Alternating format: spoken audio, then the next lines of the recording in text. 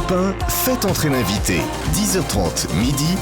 Jérôme Commandeur. Alors, à l'instar des enfants stars que vous avez côtoyés, Jean-Baptiste Monnier dans Les Choristes ou Clément Godefroy dans La Nouvelle Guerre des Boutons, le petit garçon qui s'adresse à vous a 9 ans. Il s'appelle Maxence Fontenoy de La Mode qui grince. Bonjour Gérard. Pardon, maman, j'ai dit un coca vanille sans glace avec une paille. Et ça c'est un coca zéro cerise avec du citron et une ombrelle. C'est la dernière fois. Que ça ne se reproduise plus. Vous êtes de quel média ? Michel Drucker sur Europe 1. Je vous écoute. Alors Maxence, présente-toi. Tu as 9 ans, tu es en CM1 ? Non, il doit y avoir une erreur sur votre fiche, mais c'est normal, c'est pas vous qui l'avez faite. Non. J'ai 9 ans, c'est correct. J'ai 154 de QI. 154 de QI, c'est énorme. Et encore, c'est par hémisphère. Oui. En tout, ça fait 308. 308. J'ai obtenu mon baccalauréat scientifique avec mention très bien l'année dernière, avec une moyenne générale de 19,5 sur 20 au lycée Henri IV. Je poursuis une thèse sur la translation des nombres premiers par correspondance à l'université de Chicago. Et sinon, cet été, je m'ennuyais un peu, j'ai lu tout Google. Je lis sur ma fiche que tu as été baptisé. Tu as fait ta première communion ? Oui, j'ai même été circoncis, mais c'est une erreur. Ah bon. Tu vas bientôt rejoindre la catégorie des enfants stars puisque tu vas tourner avec Gérard l'année prochaine dans La Nouvelle Guerre des choristes du Faubourg 36.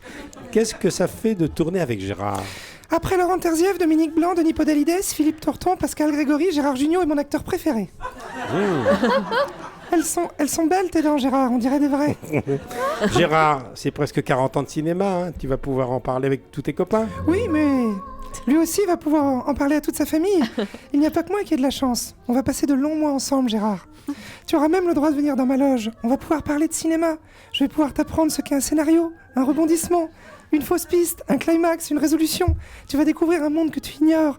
Et j'espère qu'une fois le tournage terminé, tu garderas notre rencontre comme un petit trésor blotti au fond de ton cœur. Maxence, j'ai lu que tu avais une passion très à la mode, le mentalisme. C'est bien plus qu'une passion, c'est un don. Je sais tout ce qui se trame dans la tête de quelqu'un en le regardant. Là, par exemple, je sais que Gérard, ce matin, est parti en courant de l'appartement où il a dormi, car le mari de la dame arrivait. D'ailleurs, c'est rare à votre niveau de succès d'avoir un compte courant débiteur. Mais... Merci Maxence. Vous dormez, Michel, ce matin ? Non, mais Maxence, tu as l'air bien sûr de toi. Hein ? Tu n'as pourtant aucune expérience de ce métier. Bien sûr que si, Michel. Il y a quelques années, la maîtresse d'école m'a forcé de jouer Hansel et Gretel des frères Grimm avec ma camarade de classe Virginie Gourdin à la fête de fin d'année du CP de l'école élémentaire Gérard Holtz de Puteaux.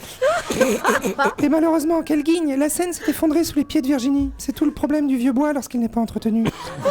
Elle nous écoute peut-être depuis sa chambre de l'hôpital Pompidou. Coucou Virginie. Il va donc bien falloir m'écouter, Gérard. Un pinceau de maquillage dans l'œil est si vite arrivé pendant qu'on se fait souligner les sourcils. Un peu d'éther dans ton café le matin et t'iras faire ton numéro de clown au centre anti-poison.